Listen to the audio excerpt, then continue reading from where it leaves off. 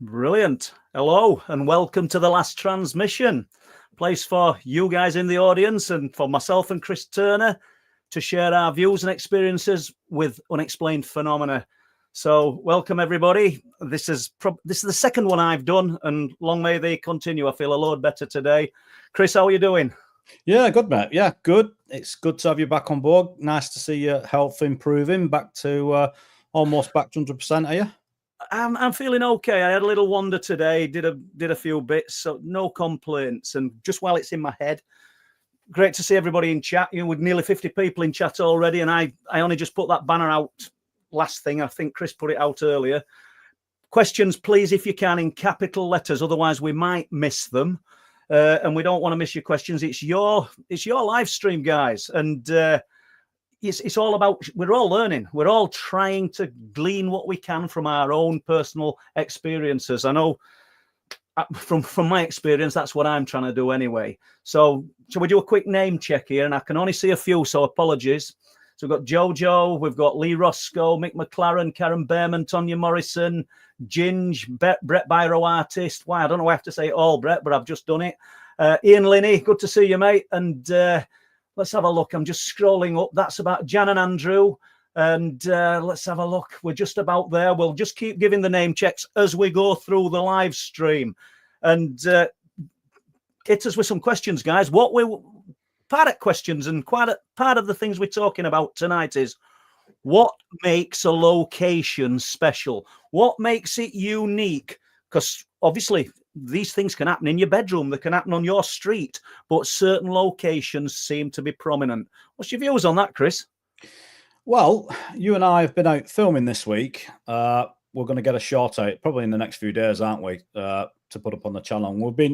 I was up at Winter Hill, Roddlesworth, where I've been out and about, and you've been out and about in Dyke, and over the coming weeks and months, we'll be doing all different sorts of areas as well, talking about all different stuff. But it gets me wondering, and I know all of us in here, everybody in the chat will be thinking exactly the same thing, because a lot of us have visited at least some of these areas. So some places like Cannock, places Winter Hill, Roddlesworth, Bempton, Speeton, there's places in Anglesey.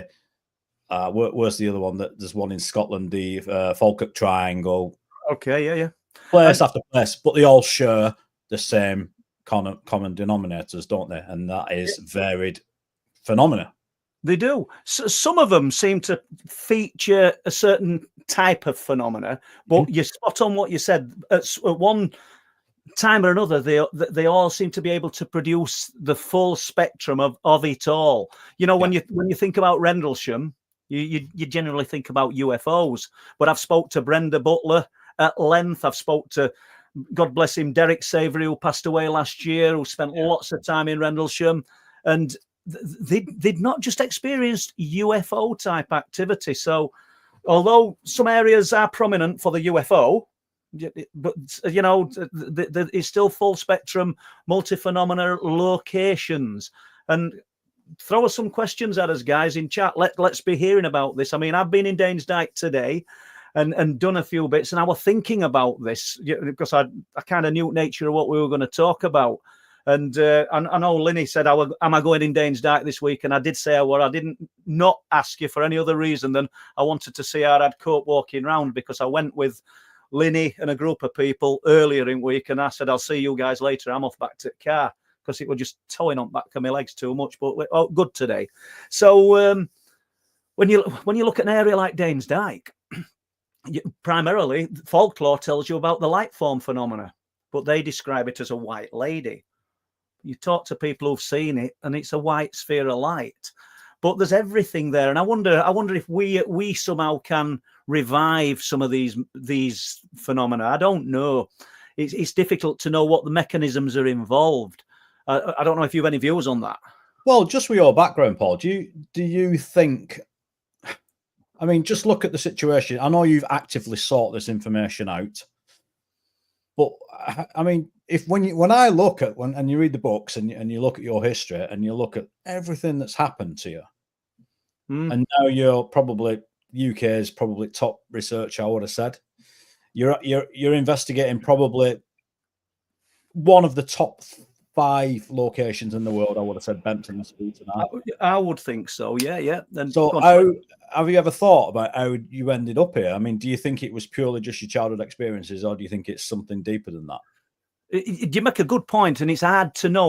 When I said I would think so, by the way, we're on about the location, not me being best researcher in UK. I don't want to be people thinking I've got that. That's gone to my head, because I think everybody in chat, we're all invested in it for our own reasons, and that's why I'm so heavily invested in subject. But it does make you wonder. I mean, these experiences that happened to me in childhood, they stayed with me. Well, they've stayed with me throughout my life. I mean, and in the 1990s, I don't think that there were a night that I went to bed without having these memories and these thoughts heavily on my mind.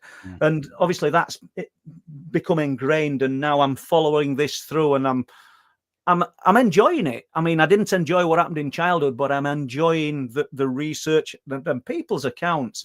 I'm way behind with people's accounts. I've got so much information, but I do get to people. With one close to Cannock other day, and I'll jump back to where you started with your question in a minute. They contacted me 6 or 8 months ago about what they called the black deer, which we might touch on in a while. Yeah. And you know, there's just so much of it. But my own experiences, remember, it stopped at the age of about 14, 15. And then, I don't know, life went on. I left school, got a job, got married, had children. Then we moved to Bridlington. So 1993. So there's a good sort of gap between. And I always think it's almost like it's pre-planned, because it literally started within days. Within days of moving into that property, bang, I were in the middle of it again. And not only that, girls were as well, and Mary was. I mean, to the point where we'd bought this property in Bridlington, and one of the nights that she was sleeping up there, because we were still living down in Doncaster while I was coming up doing work on it, she said, I'm not coming back into property until it's ready now, because she got the pillar, and it weren't me, by the way, ripped from under her head. And I don't think I even wrote about that in Night People. Not that but there are all sorts of things happening. And it does make you wonder if the things are pre-planned for you, which is terrifying, because we're searching for answers. And sometimes we might not want to know the answers that we find. I might be shocked if I found out some of these answers. And I can see a question here. What's this, Chris? That's Dragonborn. Hi, Dragonborn. Nothing happens where I live. Only one I know about is the Penturk. Well, the Penturk's a big deal, really. Yeah. We'll talk about it. Incident, no cryptids, nothing. Wonder why, Paul. Well, I wonder if Dragonborn, could it just be the fact that is there anyone out there like, well, we're fortunate at Winter Hill because there's a bunch of people. You know, the main guys at the minute are the Winter Hill team. But, you know, back in the day, there was the Bolton UFO investigation team. There was Steve Mera and his crew. I've been doing a bit up there since 2017. So Paul's been doing all that where he is. And I think a lot of these places have just have researchers and happen to have people on the ground. Could it just be as simple as that, I wonder? But the Penturk case, I think, I mean, you and I have talked about this before, haven't we, Paul, about a lot of people don't give Cas Clark any credit at all. And I really think they're jumping the gun there a little bit. I think they're judging her, or they judged her back then way too early, because I think there's something in it personally. What do you think? I do. I do. We had her on the Truth Proof live stream, myself and Les.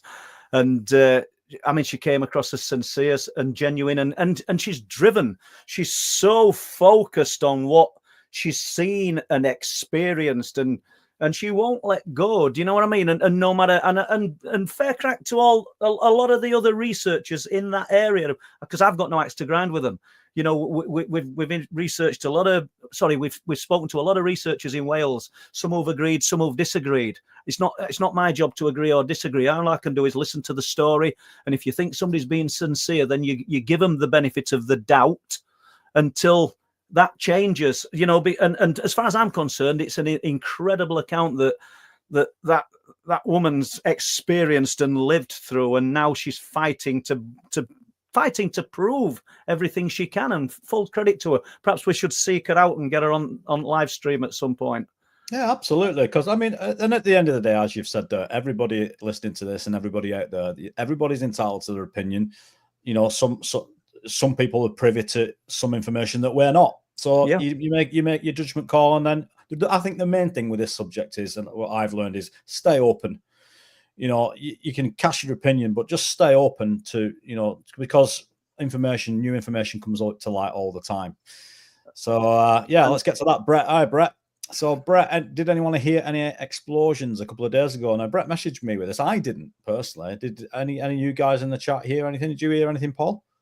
I didn't. You're up early, so well, I have been up early, and but my good friend Steve Ashbridge, whether it's just a placebo effect or whatever, because everybody will have heard me banging on about I get up at 4:30, I get up at 5 o'clock.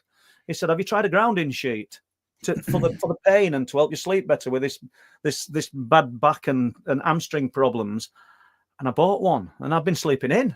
It's just been amazing, to be honest with you. So, but no, I didn't hear. I'm jumping all over here, guys. Apologies. I didn't hear any explosions, and I don't know what Linny heard the other day. So you might want to put it in capitals, Ian. And basically, myself, Ian, and Martin went to Willie Howe, Martin Abbas. And, you know, places that me and Ian have been to in past, but Martin's from London. He wanted to visit a few of these places where strange things have happened. And I remember them climbing around and looking on the burial mound. And Ian said he'd heard something, a rumbling sound, and he hoped that the audio of the camera had picked it up. Now, I haven't had a chance to listen to it yet, mate. So I hope it has, but I don't think we're talking about an explosion there. But he'll put it up at some point, no doubt, and put us in the picture. So I didn't hear anything. Occasionally, when we're on cliff tops at Bempton, I didn't hear it last year, you'll hear rumblings, and it's underground. Bearing in mind you're on edge at North Sea and you've got big waves crashing against rocks. You can hear them all night long. This is different. I kind of liken it to, if I used to work at Exhibition Centre in Birmingham, doing a lot of displays and stands as a joiner. So it's great big open spaces. And if you get these great big forklift trucks and they drop something and it's empty, it reverberates. You know, it's like dropping bison beams in a big empty chamber. And that's what it sounds and kind of feels like at Bempton. I've had that a few times with Steve Ashbridge. So what Brett's on about, are we talking about something from Sky? You know, I don't know. There's Linny said, did Mark recover the deleted footage? Yes, he did. How amazing. Well, we'll talk about that in a minute, Linny. Yeah, he did. I can't believe I did it, but we've got it back. So, yeah. And yeah, don't make a habit of that. Yeah. I couldn't believe it. So basically, we'll just touch on that then, unless you want to. No, go for it.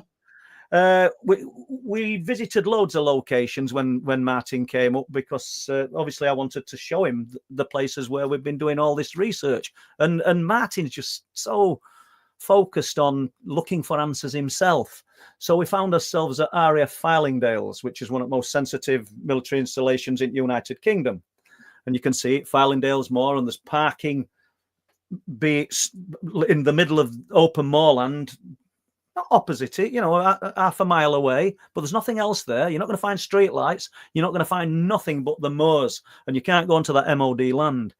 And we drove up there, and there were a band of fog across the land. It was crazy, a bit like American Werewolf in London. Don't stray off the path kind of feeling. You're on the moors. And I decided I was going to have a walk up onto the moors out of the way, because back of my leg were hurting. And it had took us about, with weather conditions, an hour and a quarter to get there. And I didn't want to be saying, can we go back, lads? I wanted to sort of loosen it up and free it off. And I did. As I'm walking back down, I can see there's Linny, there's Martin, there's Sam and his partner Chloe and Jeremy, and all grouped together. No one else. And I'm filming with the psionics, just looking at the military base, which looks great, you know, with this big sort. It's not a pyramid. It's like, somebody said today, it's like a toaster. It looks like a toaster. But anyway, with red light on top. So in my peripheral, I caught a glimpse of a red light on more. Just flash.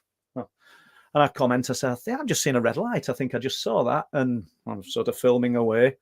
Bang, it lights up again.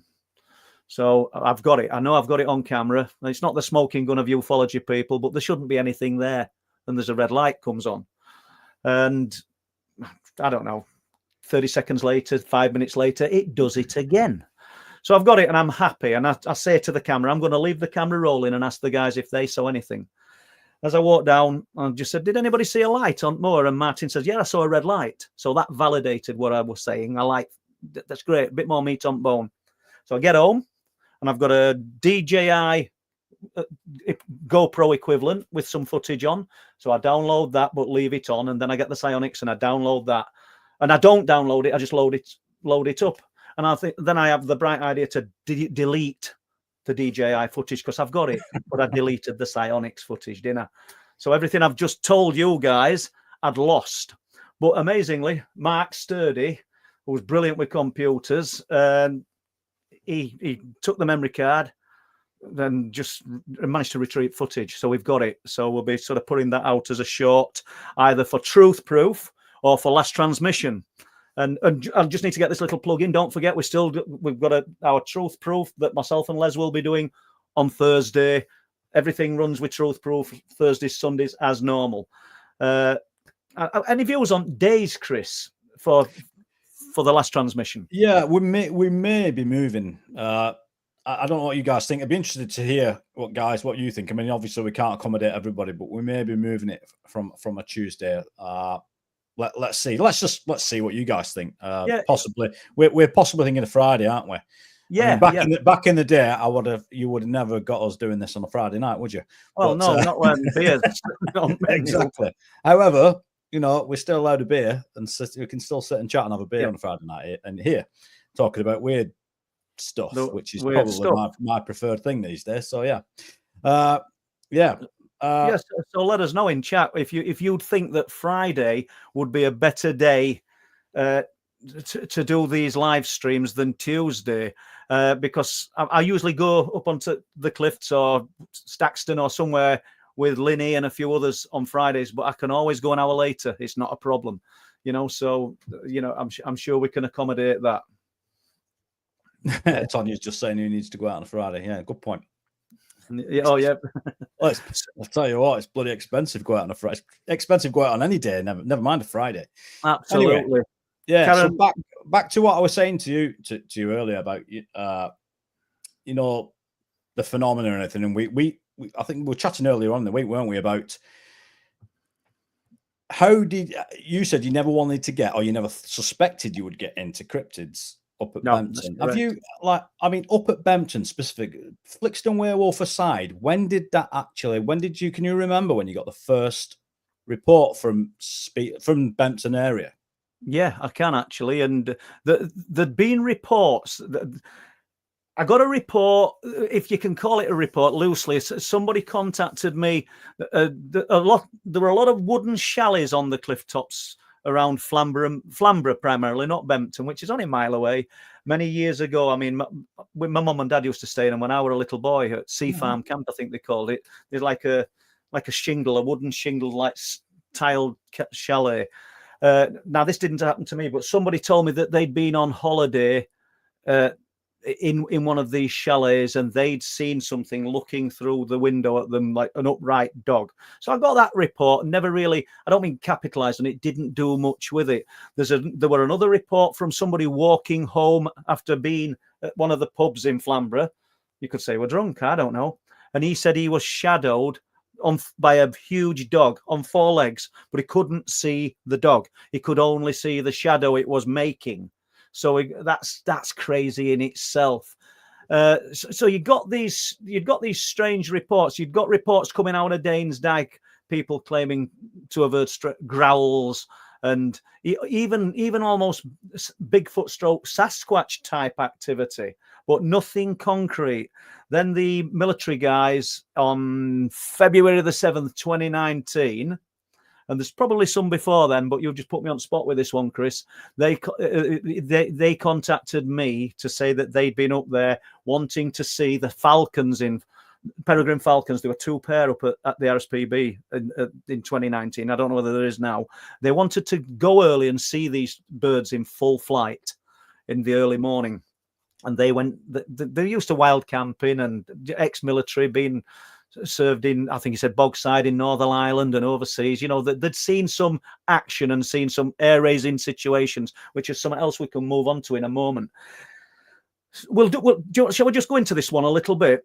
You can do, yeah. So they got there just before midnight, as far as I can remember. Anybody who wants to know more about this story, please go to the documentary myself and Les have made, Wolflands. There's a detailed account of it. But they get there just before midnight, park up, and which were interesting. He said it felt off. He said it felt wrong. Now, how many times have you heard that, Chris? The air felt prickly. Oh, absolutely. And he said everything felt wrong. It felt off. We should have known. They'd got 2 dogs with them.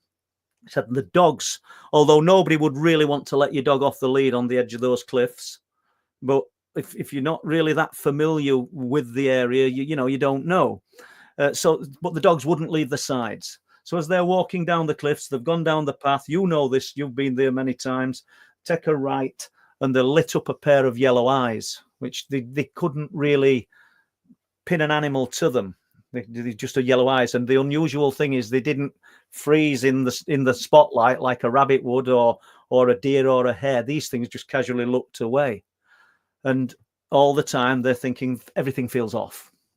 They carry on walking a little bit. They light them up again. Then he's describing it. And as he's describing the location, I know where he is. And he says, then we came to a stand. He presumed where people watch the seabirds and things and look at the sea, which I knew where he was. And we came to 2 huge gateposts. Well, they weren't gateposts, actually, even though we've said in the story, they come to 2 huge gateposts. It was actually a stile, and the middle's been taken out now. So you've got these 9x9 posts. He says, and we walked through, he says, and then we lit it up. He says, and it were hunkered down, all its hair bristling. And he said, and we'll not swear, but he started with F. He says, I thought it was a hyena at first. He says, and all its fur were bristling. Then it stood up, and they were terrified. He says, the dogs were terrified. He says, and we just didn't know what to do. Absolutely didn't know what to do. I don't know whether it was Rob or the other one who broke the other one's kind of terror or stance by hitting him, and they started to move back. I can't remember now, but there's some weird things about this story. He said it took a step forward, 1 step, but it had its hand under its chest. And imagine I'm facing you now, Chris. It's not facing you. It's got its hand under its chest, facing away from the 2 guys, and it's doing that with its finger. Which is odd in itself. I find that fascinating. Well, the another one, and why would it do that? They backed away. They made their way along the cliff tops in sheer terror. This isn't an apex predator. There'd have been nothing left of them then if this thing was. I'm not saying it weren't real. I'm not saying we couldn't touch it, but if this thing had the ability to take people and, let's just be blunt, consume them, find them as food, then that would have happened. But it didn't happen, and I'm not hearing that happen. Many, many times. I said there was something else to talk about, and it's left my head now. Can you remember what part of conversation it were in? But it doesn't matter. But that's the first solid story that I'd got. Tell a lie. There's one actually from the entrance to Danes Dyke, and that one comes from probably 2016, 2017. And that's the guy traveling home on nights who sees this thing knelt at the side of the road. And that's where I tried to coin the phrase, location is key, because where he's seen it, the guy who went for a walk and stood at the bus stop next to the entrance at Danes Dyke. And people, if you're not familiar with these locations, please Google it, because there's a bus stop there, but there's nothing else there. It's almost like the last stand. There's no properties. There's nothing. It's just, if you've been to this place, Danes Dyke and the Woodland, you've got a bus to get you back into town. And he saw a strange animal there. There's the guy in the invalid scooter who saw the strange creature there. So location is key. Doesn't mean you can't see something like this in your back garden, I don't suppose. But certain locations seem to throw these strange anomalies up time and time again. Yeah, I don't know what your views are, but Karen there. Are there any more happenings in and around ancient forests? Thank you. Hi, Karen, and great to see you. I would think, what do you think, Chris? I mean, ancient forests and woodland, I would think. I think the difficulty with the forest and the woodland is that we don't necessarily frequent them as often as we do more habitable areas. Like, I mean, even though Winter Hill is a bit of a hotspot, and even, you know, Roddlesworth, which is behind it a few miles, you know, a couple of miles, mile and a half, a couple of mile away, they're still very sort of, they're not, you wouldn't, I mean, if the Americans saw them, you'd just be thinking, and that ties into what you're talking about. Although Bempton is relatively remote at night time and there's nobody there, it's not miles and miles and anywhere, actually, any of these places in the UK. I mean, obviously, Broxer Forest is a little bit out of the way. The big grey man, that's a little bit out of the way. More remote than most, I would have said. But it just goes to show you that there's something about these areas. And sometimes, is it akin to what they talk about the universe? Is it because we're not looking? Is it really that simple? We're giving it some energy? Something like that. Do you know? I think you've hit nail on head. I think that's part of it. You know, many times. I mean, you said like, you know, there's a group of people actively researching and looking into things at Winter Hill. You're doing that. Steve Mayer has done that. Mick Lee. People are actually actively looking. So, you know, if you look, and it does have a bit of a reputation for producing things of high strangeness. If you look, and there's a group of you looking, or enough time spent in area, you're going to find that information, aren't you? I mean, myself, Linny, Pete, Bob, when he's well, and he's got an operation this month, so I wish him well with that. And Pete will be back on board soon. You know, we find ourselves up there at ridiculous hours, times of the day when no one else would want to go, and we're actually obtaining results. We're not scientists.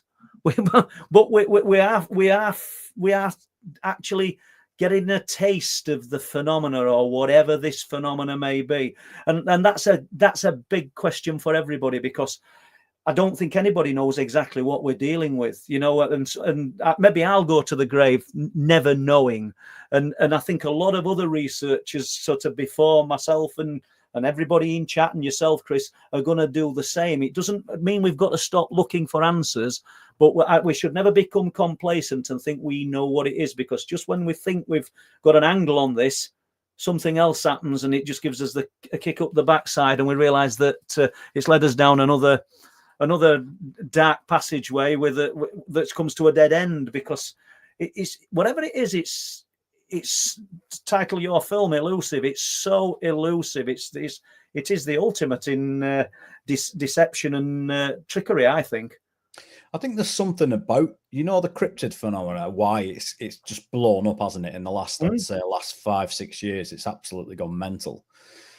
There's something about it being, I'll be honest, and witnesses will say, well, be careful what you wish for, Chris, because I think a lot of us that do go out there looking for this thing, obviously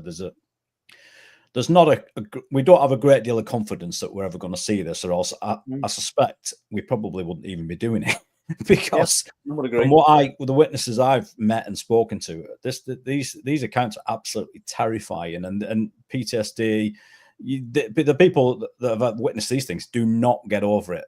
It's something they remember forever. So, but I think there's something tangible about a cryptid, a werewolf, or Bigfoot, and I think because there's an element of us that suspects, is it an offshoot? Is it some sort of relic, hominid, or crossbreed, or something undiscovered? Not in this country, obviously, but do you know what I mean by that? Whereas the ET thing, that's almost like the opposite. I think it's been in pop culture that long, and it's been talked about that long and normalized for that long. It's sort of like, and science well, if you look at physics and astronomy, it kind of backs up the theory that there has to be life out there. I don't look at the two in the same way. I mean, No. you'll be different because you bloody experience these things in your room in the night. So that's a completely different. Yeah, but I still don't know what they were, Chris. You know, and I think it came up on Truth Proof live stream. I don't know whether it was Sunday, but I wouldn't argue with anybody if somebody said to me, "Do you know? I think you probably saw what people would term as demons."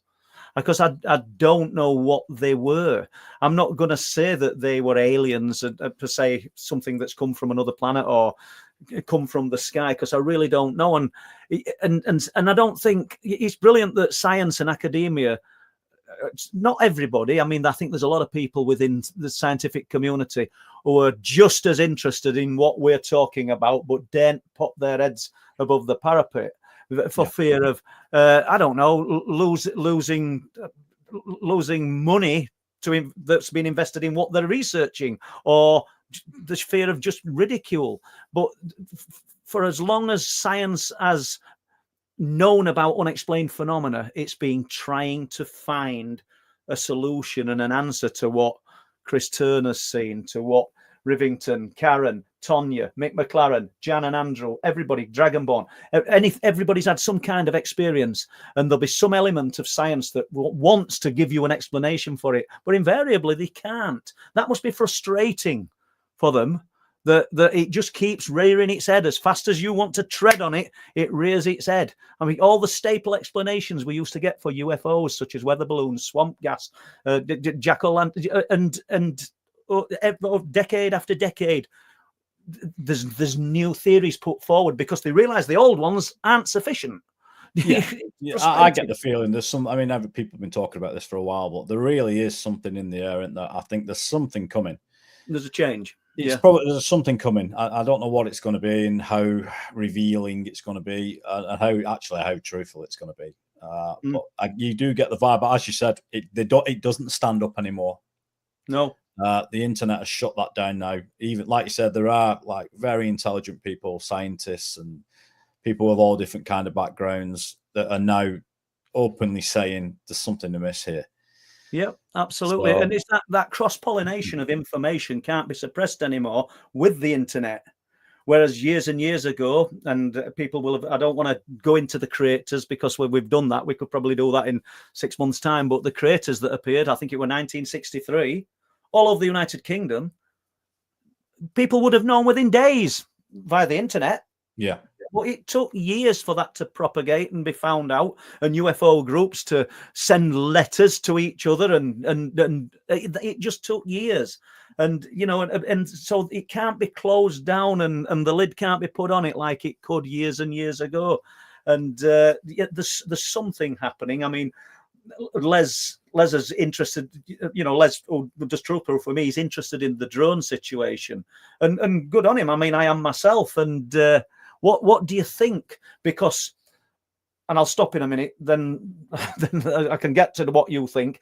When Sam, who came onto the moors with us on whatever day, Friday, a few days before he contacted me, said he was in Gisborough, which is well up past Whitby and Fylingdales. He said, and there's spheres of orange light all over. He said, but amongst the spheres of orange light, there are drones. Lots and lots of drones. If Sam's in chat, just give us an idea of how many. He didn't mean 10 or 20. He said there's drones, which are clearly drones, but then we've got these spheres of light. What's happening? It's just that at the moment it is the big question, and there's a lot of. I mean, I don't pop into the forums as often as I did, but I am still privy to some stuff. I'm in some Facebook groups that are posting about Sean Ryan's podcast and the bomber at Trump's hotel and all that stuff. And to me, I might be wrong, but I don't believe a single word any of these guys say. If they were saying anything dangerous, to be closed down. I think he's a very big podcaster, millions of views. Same with Joe Rogan. Even if they wanted to, there's no way they would be doing it. No. I've seen what happened. I've seen what happens to real whistleblowers back in the 80s and 90s. What happened to them, and it's not changed. Just more discreet about what happens to them. So if they were saying anything of any significance, to me, it's just a distraction. But with anything, like any lie, there will be some truth threaded throughout it to give it credence. And they've mastered the art of it. Yeah, but what do you think? Just to stay with the drones, what do you think though, when people are actually seeing what they can tell are actual drones, but we've also got the light form phenomena mixed in with it? Do you think is that I don't know, some military installation trying to muddy the waters? Because as you said probably 5 minutes ago, something's happening, and something's in the air, and I don't mean literally, people. I don't mean flying around. There's just an air of, there's expectancy that we're going to be hearing something, and I don't necessarily mean disclosure. It's because I think we all know. I mean, brilliant. We've got over 100 people in chat, so I think 100 of us. Thank you. 100 of us all know that there's a truth, there's a reality. I mean, throw out your experience in capital letters. We don't have to go into great detail if you don't want to, but what is it that brings you to the last transmission? Yeah, I know that's just a bit of an offshoot, but you've got time to think about it. I think there's a lot of scenarios going on here, and the other thing that everybody in here probably has already noticed is that with everything going on in the world at the moment, I mean, just look at what's just going on in the last month, 6 weeks. It's something. There's some form of orchestration behind all this. Just events that have just happened in California and other stuff going on as well. Which leads me. Look, there's a couple of conclusions you could come to. It's that the presence that's been here for thousands of years is showing itself, and it's for whatever reason. Yeah. And the military are sending, and these aerospace are sending up these drones. The other one is that, as you said, there's a game being played here. I'm leaning towards the game playing to a degree, because they know what the real phenomena looks like. They've captured objects that can do exactly what the real phenomena can do. So how would we know? How would we distinguish between the two? There's just no way. All we can do at this point is speculate and wait and see. But it's an interesting time to be alive. You've got to look at it like that. Yeah, absolutely. I mean, some people have said to me that the light forms, the spheres of light at Bempton, are it's military tech. And I'm really open, Chris, to not to be proved wrong, because that's not what it's about. For somebody to show me that this is military tech or give me examples of why. But I jump back into those lifeboat and Coast Guard logs, which go back 40, 50, 60 years. And it's the same descriptions that we're getting. And so as to counter it's military tech, I think it's some kind of, be it natural phenomena, or that is unknown and with some kind of sentience, some kind of awareness, or unknown others that are visiting, or I don't know how, but I'm inclined to believe it's that, because it's not changed in appearance. And if it's military tech, surely it would have advanced in 40, 50, 60 years, Yeah, the other thing is, a lot of people talk about these Earth lights, and some even talk about that are these lights some sort of manifestation of the planet itself, the consciousness of the planet? Wow, that's great. Yeah. Is it, I don't know, expressing itself in some way, and these things are intelligent? I don't know, they're communicating with some people, who knows? But you cannot rule that out. I'm on the same page as you with that. The reports go back too far. Yeah, I would have said, to say that it's, but the thing is with the ET stuff, even we're calling it ET just for, just as something to separate it from the military. But whatever it is, we only need one of them to be that phenomena. Yeah, absolutely, to validate it. Yeah, to validate, and that's where we're at with it. It's so difficult. And then when you said you were looking at these things, they're sending the jets out to get the orange lights. We witnessed it ourselves. The next thing, it's appearing in the field, 100 yards from you. Yeah, I mean, I don't know. It's so difficult to say. It's quite subjective, I suppose. But we better get to Lee's question, I think, actually. Okay. Yeah. Remind me to go back to Bempton and the cryptid before we do that. After Lee's question, go on. Yeah, just Lee's asking about the trees, because it's something I know. Have you had a chance to get there? Yeah. Well, I passed it today. I'm gonna go with Linny. That's why when I said I'd been today, I know Ian a big saying. He said I would want to go with him. I only went just to test myself, Ian, because you know what I was like other day. So we will get there this week, hopefully, mate. Yeah, I went with Ian and Martin and Elaine and let's have a think. Sam and Chloe. Oh, we'll get to coincidence in a minute. Sam and Chloe, and because Sam wanted to look at the twisted trees, and it's an head scratcher. Everybody that looks at these trees, it's a complete head scratcher, and they're hidden in plain sight. You do not really notice, but where it's like the hum that people report. Once you've heard it, you can't unhear it, and you don't unhear it until it stops. But you know it could be around you for hours before you actually realise you're listening to it. These trees, they're broken. It's the fibres, all the fibres of the trees on the bend. You can see them all almost like sinew, and they're still alive. The bits that are hanging down. It's weird, but I've counted 25 of them. So I intend going up there with a surveyor's tape. I want to get a radius of where they are, and there's offerings as well there. When I say offerings, there's weird. I'm loath to say sacrificial because there's nothing macabre in the offerings, but there's offerings. There's offerings there that are 3D printed. Huge bell.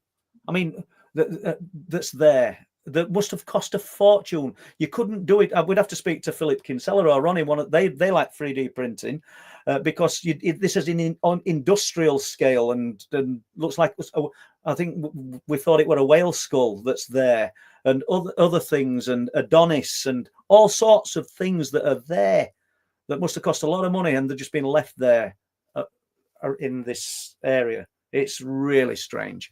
So this is quite different than the Clut Tree, isn't it, then? It's different to the Clut Tree, yeah, absolutely, but it's very close, you know. So and the Clut Tree, when me and you visited it, the cloths and Dragonborn. I'm not asking you to do a number on the Clut Tree, Dragonborn, but I know that you've got more knowledge than me regarding this tree or these trees than anyone I know. But this lady would be able to tell us about it. But the strips of cloth when we visited it were very old. Potentially 15, 20 years old. They'd been hung there a lot of years. Yeah. I mean, we know things are going to get weathered if they're left out there over winter, but these were really weathered. And guess what? It's all been dressed again. It's all coming back. There's new material on it. So someone's actively adding things to it. There's nothing macabre about the Clut Tree from what I'm told. No. But what could create these bends? Lisa, who comes into Truth Proof chat, and she may come in here. She works at a big stately home in the gardens, and she's got some connections to Kew Gardens. And in the next few days, because I did promise her a few days ago, I'll be sending her some pictures. She's going to send them to some experts who might be able to give us some answers as to what could have caused this. And I don't think they're going to be able to give us an answer. Do you know that? We're talking about trees that are 15 to 20 foot tall, that are this round, and 15 foot up, they're broke and twisted over as though heat's done it. And it's really weird. So I'm not taking the Geiger counter up there. I haven't done, but we've got a nuclear tester as well. The residue is going to be, if there was anything, it's old, because they've been done quite a while, these trees. But it's the mechanisms involved that could cause that's really surprising me. Thank you. That's great, isn't it? Look at that cup of tea. And thank you very much. It's the mechanisms involved that could have caused this, then combined with what look like offerings in the centre of where it all is. And I think it's all taking place in about a 60 to 80 foot radius. And you if you're familiar with area, you might find it, but then again, you might not, because when you're on the path, you've got to get off the beaten path to find this. And then I only found one, and I found myself looking at this branch about as thick as my forearm, because most of them are high up, and it's just twisted like newspaper. It's just literally just twisted and twisted and twisted. You see all fibers. It's weird. And what kind of strength it would take to do that, I have no idea. Bearing in mind that this is the same area where the security guard, Dean Dealtree, won't mind me mentioning his name, used to work for the golf course. They had to have security on because odd times caravans would find themselves on areas of the golf course, and it would take months to get them removed. So he used to work there. But this is the same area where he observed with 2 Staffordshire Bull Terriers from the golf course, trees being broken and smashed, and an animal rampaging through the trees, and he likened it to when you've watched wildlife programs and you see chimpanzees doing kind of displays when they're just smashing things and getting all angry. He said that's what it sounded like. And guess what? Mick Sigson says he's fishing down the bottom of Danes Dyke. I don't mind using these names. These people will be happy with me using them. Fishing down there with a friend. Mick leaves early, and his friends are going to stay a few hours. But he turns up at Mick's house within 15, 20 minutes. I can't stay. He says, why? This is there's something breaking the trees. The trees are bending. The trees are snapping. But not just at one side, all over. It's absolutely terrified him. And that was in the time when you could take a car down to just where the entrance to the beach was. You can't anymore. What is it that's in the area? It's definitely not a large enough expanse of land to contain any big hominid, any big type of creature. I think biggest thing I could imagine being there would be badgers and foxes, or fox, should I say. So it's something paranormal. It's something otherworldly, in my opinion, that's transient, a bit like the things that occur at Skinwalker. And if you can't bend your head around that, people, and you're listening to it, tough, because that's exactly what I think it is. No, look, it's everyone's got their own idea, and this is what this is about, sharing our ideas and our thoughts. And Andy's just saying here, do you think the trees fit into the plasma vortex theory of crop circles? Great suggestion, Andy, and that is worth considering. And great photographer, this fella as well. And I know Andrew, don't you? Very good. And I spent a bit of time in area with Andrew and his lovely wife, and not necessarily for UFO related things. It's just that we've met up and walked around Danes Dyke, and Andrew or Andy were interested in the big cat phenomena. I don't think it's unexplained phenomena. I think everybody knows that they're resident to the areas of the United Kingdom now. I think we'd have to be blind to or stupid not to believe that they're here, and that interests Andy. So that's why. But I think Andrew, he don't like being called Andrew, Andy.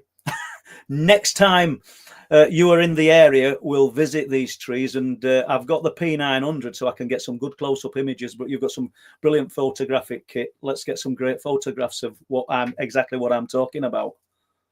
Well, going back to the hotspot theories, and one of the things about the hotspots that we talked about yesterday when we were just doing the pre sort of show to this, talking about, obviously, it's Danes Dyke's history. So it's the shamanic practices that have gone on there, and it's got. Is it Neolithic? Did you say Danes Dyke? Danes Dyke's Neolithic, and a lot of these locations where, because we said, didn't we? We kicked it off with, and I did write it down. What makes these locations special? And a lot of them are ancient locations, aren't they? I mean, and let's jump away from East and North Yorkshire, all over UK. If we go to America and the ancient Indian burial grounds and what do they call them? Pictographs, the rock art and things like that. They're all ancient. A lot of them are ancient places where these things are. I mean, why would they choose a place like that to bury their dead? Did they think it was some kind of special location? Why would you build a burial mound such as Willie Howe in the middle of nowhere? It's still in the middle of nowhere in 2025. Imagine how it was 3,500-4,000 years ago. Imagine the land then.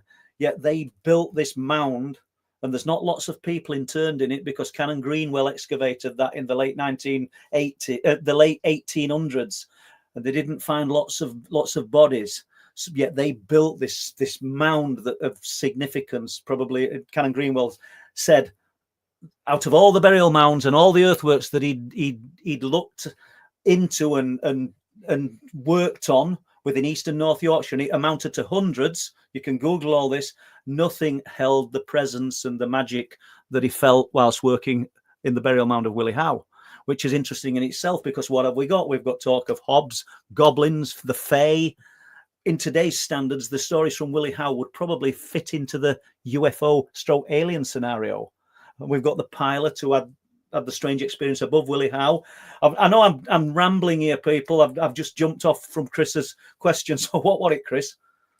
No, I mean, it's in fact, we'll get back into that in a second. Let's just get Andy's question out the way about Warminster. I mean, Warminster is one of those that I don't know a great deal about. Do you?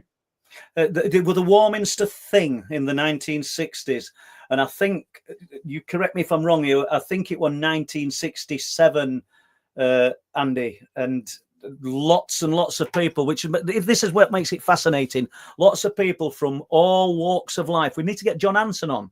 John's got a lot of knowledge of the Warminster thing and the things that were happening. I think there's the artwork done on walls and things about the Warminster thing. Lots of people were seeing and experiencing unusual phenomena back then. What's interesting, I don't want to just trump the Warminster thing. I'm sorry about this, people, but because they like to use the term Warminster thing.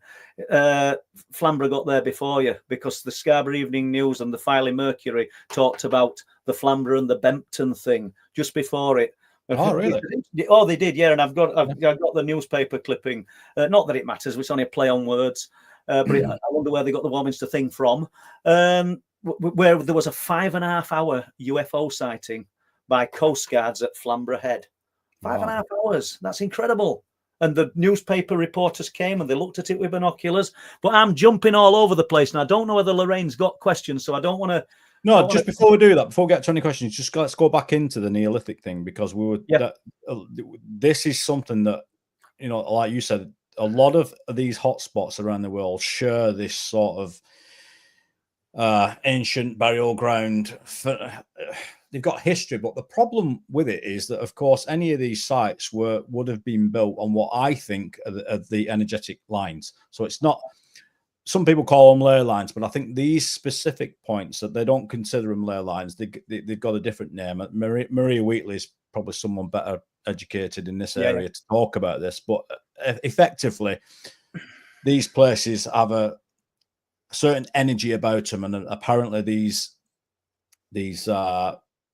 witch doctors, if you want to call it that, as time went by, were utilizing this energy for good as well. They were using the energy to grow food and crops, and to heal people, all this kind of thing. And then, as ever, as any form of technology, whether it be natural or unnatural, you get those that come in and want to use it for nefarious purposes. Yeah, absolutely, absolutely turn it round. Yeah, some things never change. Like the Clut Tree, which is for the good.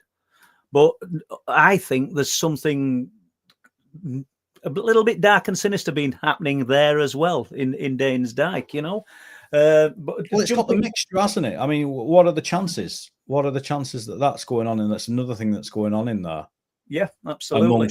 Amongst the cryptids, the UFO sightings, the ghosts, the shadow beings, and everything else that's going on in there. So maybe I definitely think, though, the history of a place can sort of leave some sort of trace or residue behind that can actually impact us today, and the phenomena today seems to sort of manifest itself off of that somehow.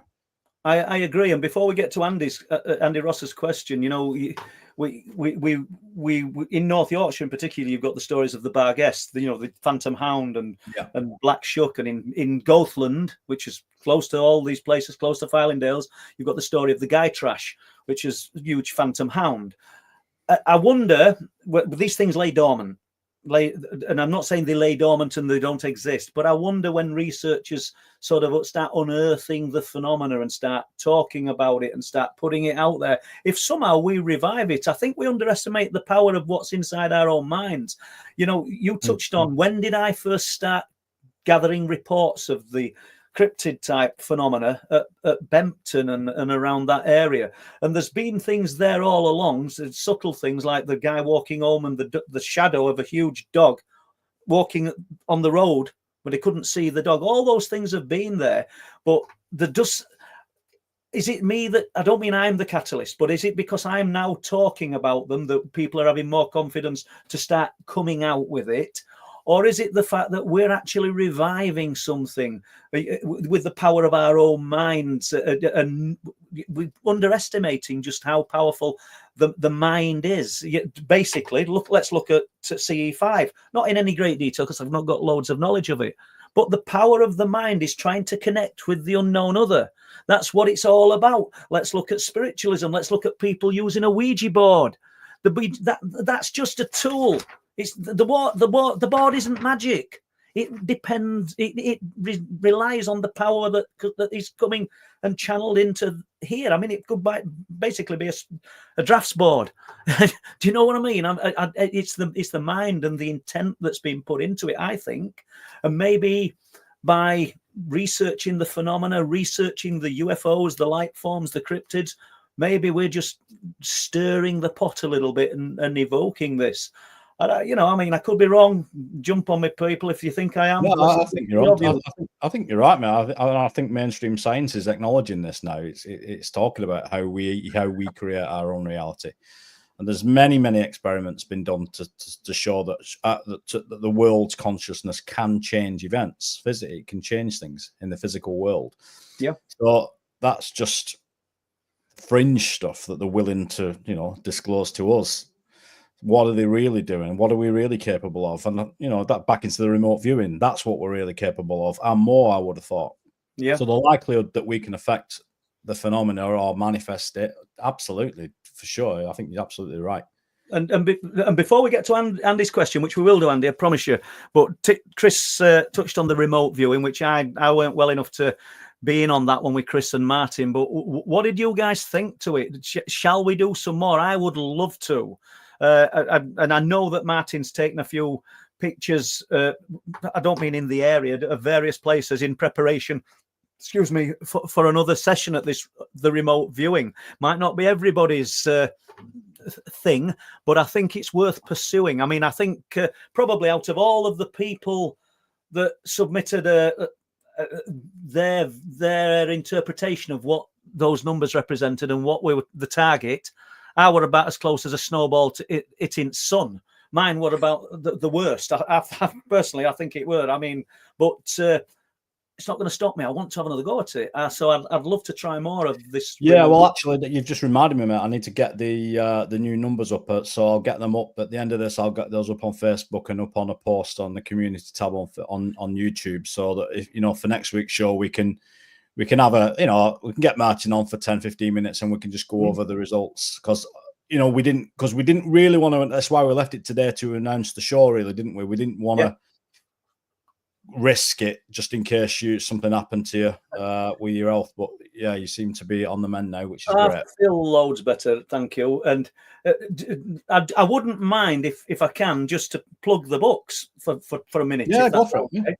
Because we're in his infancy, as you guys know, with Last Transmission. Chris isn't, because Chris were doing it before, but I'm really sort of thrilled to bits to be on board with this now. And I'd just like to say that anybody, which I do say I'm Truth Proof as well, interested in the books, the Truth Proof books, there's 5.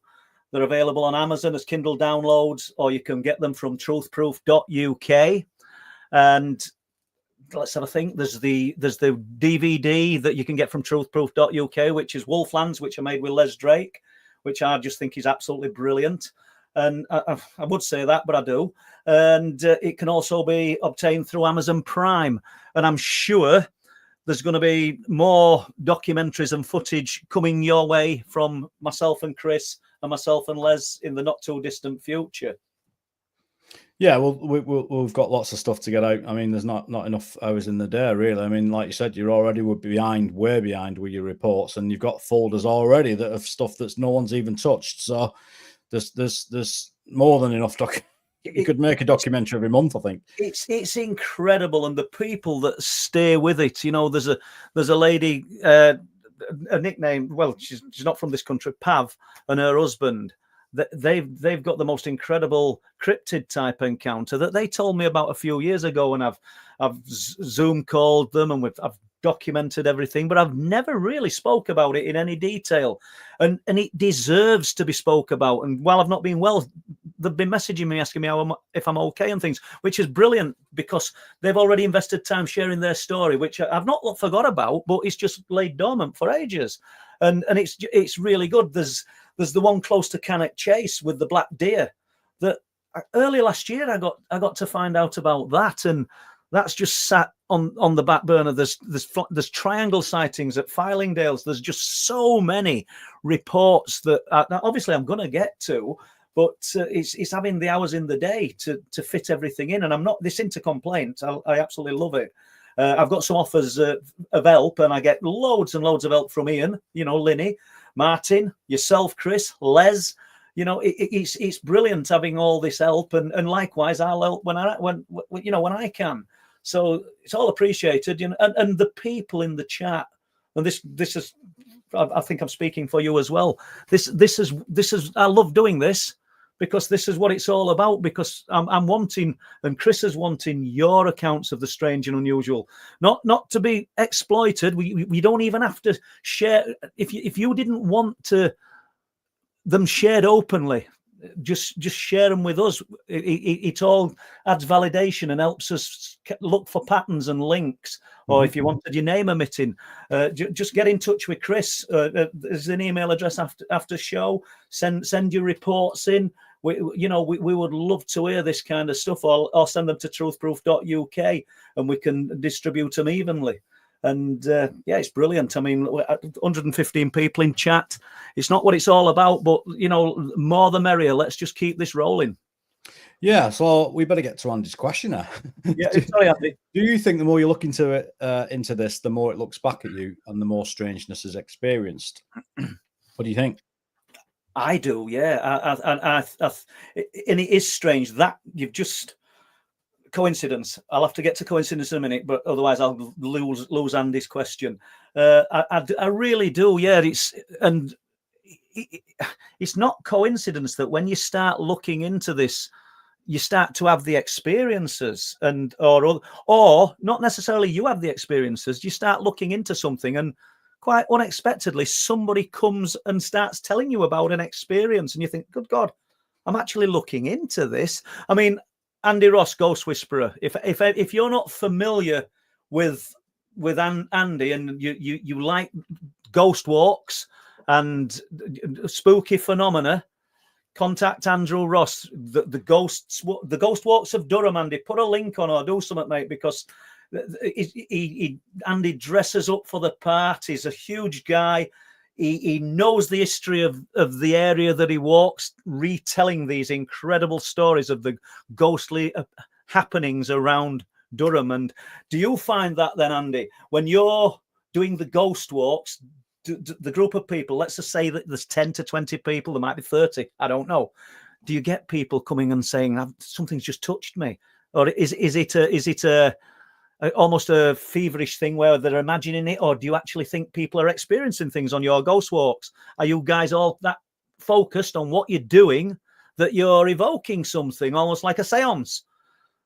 I don't know. And I know you're not here to give us a detailed answer, Andy, but you can, unless if Chris is happy, I'm happy to speak to you for half an hour one day and tell us about it. Yeah, I mean, Andy has just reminded me, actually. I mean, obviously, one of the other key factors in these hotspots is the ghostly phenomenon and hauntings. Absolutely. It's absolutely another key ingredient of these areas. So what the bloody hell's causing it? I think we're causing it. I think we're the catalyst. I mean, it's almost the saying of, does anybody hear a tree fall in the forest? Would they? Do you know what I mean? If we weren't around, would the ghosts still be presenting? Would they still be walking about? Would the cryptid still be walking the cliff tops or appearing in front of a group of campers in a deep forest in North Yorkshire? If people weren't there, is it still there? Is it attracted to the human element, or are we somehow evoking it? It's all questions. It's open-ended, isn't it? We haven't got an answer to it. Yeah, it's a difficult one to answer, that, isn't it? Well, you can't answer it. It's impossible to answer it, as you said. But yeah, it's just another key ingredient that's, I think, actually, without fail, is always there. It's one of those key ingredients. So Rick Bennett, hi Rick, is saying, I've had 2 UFO experiences in the Winter Hill area. In your opinion, could the reason for their appearance be that it's an isolated location, making it ideal for testing secret craft? I personally, Rick, think it's a little bit small. And we've got a short coming out in a couple of days where I do mention briefly the BAA systems, which is not too far from there. And back in the day, back when you had your sightings, potentially were they testing something up there? It's that what we can't know, but I mean that just by the way, Rick's had an incredible encounter, and I'm just stopping myself here because I don't know. Yeah, whether I guess that you knew about this. I could tell when you said. Yeah, said that. I don't know whether I can say it, so I won't say it. But anyway, there's probably it's not too different from a lot of people in the chat. A lot of people have had incredible encounters, but I think some of the phenomena that's seen up there, going back decades and decades and decades, I just don't think it's somewhere that they would test it. And if they were going to test it, I think they'd be testing it in the early hours of the morning, maybe not in the middle of the day when there's a load of. Because what I found is when I went up there filming at the weekend, Winter Hill, it's probably very similar to the RSPB, isn't it? Weird. Yeah. During the day, when the sun comes out, it's rammed full of people, walkers, hikers, ramblers, tourists, whatever. In the evening, yeah, very similar. No one there. Yeah. Well, we can go up there. I mean, I don't know. We may be up there tomorrow. We've been trying Staxton Wold quite a bit, to be honest with you, simply because of the drone situation, hoping that we might. I know they've been seen around areas where there's been alleged nuclear missiles and things, but we've been trying military installations. But what I'm saying is we can go up there and spend 4 hours up there, and we'll be the only people there, you know. Even rock anglers are few and far between at the moment. So in the night time, nobody wants to go to these locations because they're inhospitable. Or not on your own, anyway. Not on your own. Well, I used to go all the time on my own, and I think I sort of cut that the night that I was with Steve Ashbridge, and I went to the back of the north side of Dyke, and that fear just fell on me, and I don't know where it came from. There was nothing, no reason at all for it to have happened, and it just did, and that. It kind of frightened me to start spending time up there on my own. If I'd have been on my own that night, a mile away from where my car was parked, I would have felt even worse. It was anywhere with Steve, because I mean, people will have seen, excuse me, some shorts I put out for Truth Proof, and I'll get up at 4:30 in the morning. Me and that little dog, my guardian. And we'll just walk about in dark. We're not doing it because we want to be brave. It's just brilliant. I love it. It's when you're in a woodland, and this is unexplained phenomena, people, but you'll all know it. If you've been in a woodland when it's just about to go to sleep or just about to wake up, and you hear nature in its rawest state, it's absolutely beautiful. And that's part of the reason for going in there. Not because I think I'm going to experience anything weird, but what I'm saying is, after that fear dropped on me at Bempton, I've not really been up there on my own since. And I know Mark, who comes onto cliff tops with us, Linney'll vouch for this. He gets all over. He camps on moors. He goes to Scotland camping, and he literally just wild camps, and just loves it. And he'd never experienced it, and it dropped on him, literally probably 2 or 3 months ago. And not even 100 yards from where he'd parked his car. He said, and it was horrible. He says, I don't want to experience it again. And he tested himself. He carried on walking and almost walked out of it. And then he knew he'd got to walk back from where it had just descended on him. So, and this is a thing, people. You hear me talking about the fear, this descent into this lower silence and this fear. I myself, and I'm sure Chris would love to hear your reports of this equal to something else happening. What are your views, or is it a phenomena on its own? Just quickly go back to, I think Rick's given me permission. I'll mention it just briefly. It's an amazing sighting. This up at Winter Hill. I think Rick was a kid when this happened. I don't know the date off the top of my head, but he was in the kitchen with his mum. And I don't know if his dad was there as well, but he could see from the view from his kitchen window, you can see the mast at Winter Hill. And they saw 8 to 10 metallic spheres flying up around the mast. I mean, it's going to be in the documentary that we're going to put out shortly, the Winter Hill documentary this year that we're going to get out. It's one of those stories, and Rick's had a couple of accounts actually. So yeah, it's just a brilliant account. That how tall is the mast? The mast. Mick McLaren will know that. Tall. Mick, if you are listening, or Lee might know. Stick it in there. It's pretty tall. But again, it's very similar to like you talked about Danes Dyke and some of these areas. Stuff's been going on there, way before that. So all these places have a past, and it's difficult because our history is so, I shouldn't say devoid of facts, but because it's not brilliant, we think we've got, Britain's got brilliant history. Well, we've got better history than some countries, but you can just imagine the true history. Yeah, I mean, some of it, a lot of it's lost. I'm not just being a conspiracy nut here. Some of it is hidden, but a lot of it is just genuinely lost, and it's stuff we can never know. And if we did, it might open the door to what exactly is causing this phenomena. But I think there's a lot of components to this anyway. I think everything we talked about tonight, maybe it is just a case of that it is all tied into the human experience, maybe. I think so. And I'm not. Oh, right. What's that? 1,015.4 feet. Is that it? It's really 1,000 feet. Wow, that's tall. So it's interesting seeing. What did you say? What did Rick say? Seven spheres. 8 to 10, I think he said. 8 to 10 spheres, and do we know how big they were, Chris? I think he said they were car size. Wow, that's incredible, and look at that. I don't know how old you are now, Rick, and I hope I've got your name right here. But it is Rick, weren't it, Chris? Yeah. But he stayed with you, hasn't it? You're here now watching Last Transmission, and you're still looking for answers and pieces for that puzzle. And I wonder, do you find yourself going up there and observing, or are you sort of eyes glued to the sky at all times now since that sighting? All right, 8th tallest structure in the UK. Brilliant, thank you. Because it does, it just leaves a mark on you. It's indelible. You can't erase these things. It's the truth that leaves no proof. I'm sorry, people, but I love it that science is constantly trying to disprove these things, and as fast as they try, another report, another element just just appears. Yeah, Rick's saying he's 40 now, and I thought it was mid-90s, and thanks. It's and that's not, as I said earlier, that's not Rick's only account from up there. He's had an account of a cryptid as well. So it's just that sort of area, and what I found is, and Mick and Lee, and I think probably Rick himself, actually, because he talks a lot more openly about this now, I think when you get speaking to people very similar to you in these little villages, if you can get them on their own, there's a lot of stuff going on, loads of stuff going on.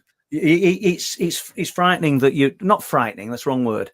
It's sad that you realise that there's some incredible accounts. I talk about the night people, and I talk about my own experiences, and I think they pale into comparison to some of the things that people have seen and experienced, and a lot of it for fear of ridicule.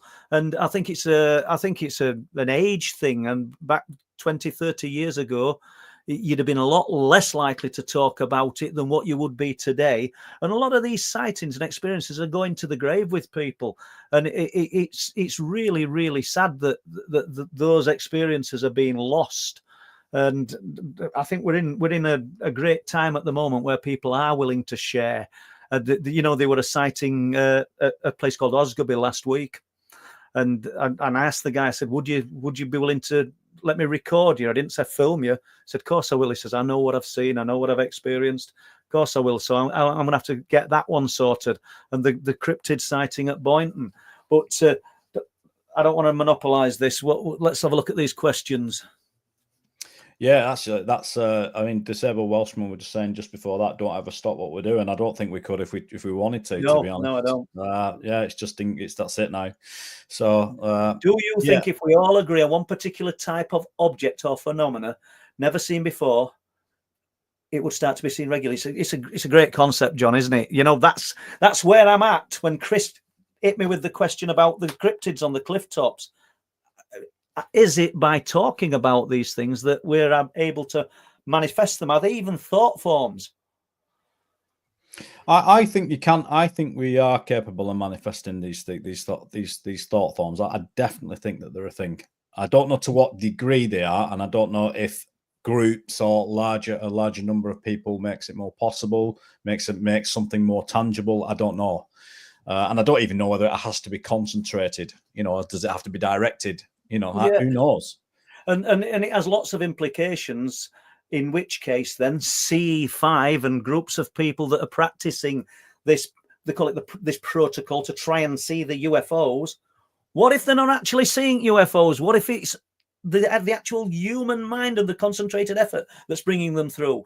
It'd make them real. It'd be a reality, but it'd throw the concept of what's happening way off. Do you know what I mean? We're not traveling from distant star systems. We're actually creating these things ourselves. Yeah, I think to some degree, it's all of the above. And I think it's probably works different for different people as well. Because ultimately we are beings of energy ourselves. So I think, you know, a lot of the, when I was doing the reptilian thing and I were getting, you know, a lot of it, most of it was negative. The reports I were receiving, some horrendous MyLab stuff and all sorts of stuff. That was a lot of the people involved with those encounters had trauma in their lives for whatever reason. Sometimes it was just the fact that those encounters had been through the family, a bit like yourself, potentially. Yeah. And a lot of people I know in this, you know, that have experienced this have had it through the family lineage. So there's that, and there's another element there to consider. And here's the other thing that I often think about, and it's a question people put out there all the time, and it's a question you might even want to answer now, Paul, is I wonder, you know how you said that your encounters stopped? Are you absolutely certain that they stopped? Well, it felt like they did. I don't. When I wrote Night People, like I've said, I haven't got a scenario that can start with a beginning, a middle, and an end. They're just little cameos of events throughout from the age of, say, 4 years old to about 14. Then there's a big gap till I was about 29, 30. I can't remember how old I was in 1993. Don't maths, people, for me. I'm 62 now. Whatever. Whatever. But what I'm saying is there's a big gap. Now, I believe that it stopped when I was about 14, 15 years old. And it's almost as though it were tied to property. And it was literally a council house in a little village called Old Dennerby. Semi-detached house, red bricked house of no character, no significance. And you know, I'm born and raised in a council house, and there's nothing wrong with that. I'm not trying to downplay it. But what I'm saying is it's not some rambling old Victorian house or country manor that's got a history of ghosts or anything, just a semi-detached council house. But when we moved, it stopped, which I found fascinating because I've no fear in saying it now. I wet the bed till I was like 14 years old because I was that terrified. What were happening happened in that room. Or there's 3 bedrooms, and sometimes I'd be in back one, sometimes I'd be in front, but it were always in them rooms. And it weren't abuse, people, in case anybody wants to put the psychologist head on. What I saw were nothing of this world, nothing of this earth. They looked, for all intents and purposes, like demons or aliens, whatever word you want to use for them. But it happened in that house. So when I say I wet the bed out of fear every night, not every night, but most nights, my grandparents were in Scotland. So if I went to Scotland and I stayed there for a week, 2 weeks, nothing. No, you didn't wet the bed. There was no fear. There was nothing. I don't know, occasionally you'd go and visit other people or go on holiday for 2 weeks. Nothing. Parents didn't have to worry about, is that's going to happen? It were only in that property, which were really, really strange. And it just literally stopped when we moved. We only moved 4 miles away, but it had just no recollection of it happening. There's a few recollections when I got married, when we lived at Edlington, of strange things, but nothing that I can connect to what happened in childhood until we moved to Britain. Absolutely. it just goes to show you that a lot of these cases, from case to case, it varies, which makes it even more difficult to understand, because a lot of the people I spoke to doing the reptilian thing, they said that even when they would move, or even then when they would be on holiday, deliberately trying to get out of the house, it would follow them. Yeah. I don't want to put you on the spot here then, Chris, because I didn't think we'd be talking about reptilians. I've got little to no knowledge of the reptilian phenomena. What were they seeing? What were they experiencing as on the whole? It varied, which again, it wouldn't it? Because so this is a little bit like, this is a skeptic's dream, isn't it? Because they love this sort of thing, because the appearance of these things varied so vastly. You would get humanoid looking, people would call them hybrids. So you would get the humanoid, you would get a MyLab experience, for example, that would remember being, in the usual scenario on the metallic table in the white room with a lot, the light coming from all around the room, no specific light. And they would look around, they'd be able to look around, and they would see the usual suspects, the greys that sort of do the heavy lifting. And then they would see, on occasion, guys dressed up in military garbs, but they would have the slit eyes. All right. So they would have the reptilian eyes. And then on occasion, with different encounters, you would see one just floating around, seemed to be floating around in the shadows, and sometimes in the low-lying mist. And they would just get a look at this thing, and it would be a big, muscular sort of reptilian humanoid thing. Scaly skin, very muscular, tall, 7 foot. I'm reluctant, after I'd spent years looking at it, I was reluctant to give them any names, because but you end up doing that just so, like this, you're trying to describe, those in the subject know what a Draco reptilian is. But you're describing the undescribable, really, aren't you? Yeah, because you would get some like David Eckhart. We must get him on here. His encounter with something that he'd seen, the Draco looking things, and he seemed to think they were more in charge. But the lackeys didn't seem to be the greys. The lackeys for him were these sort of amphibian looking type things. Really odd. When you say lackeys, for anybody in chat, you mean the workers? The workers, yeah. The sort of like, some say they were hybrids created specifically to do a job, but these things weren't like, they weren't like the greys, like what do they call them? The sort of like AI, robotic type. Yeah, robotic entities created, program life forms, they call them, don't they? Yeah. So, but these amphibian type things seemed to be like a little offshoot, but they had a specific role within, the abduction phenomenon. And again, it all varies. And look, if it's true about the extraterrestrial hypothesis, and if it's true that you've got millions of planets out there, look, it stands up, I suppose. We would be foolish to think that, varied life forms wouldn't be out there, and they would take, they'd have all different sorts of appearances, wouldn't they? So yeah, it's a fascinating subject. You can get into deep, dark places with it, though, sadly. Yeah, right. We've got Tony Morrison says, "Is your reptilian film out, Chris?" No, not yet. The second one is not out. No, but the first one's, I don't know if anybody can watch. Yeah, the first one's out. It's on YouTube. You can watch it for free. It's called, the Americans renamed it Alien Reptilian Legacy. But the second one,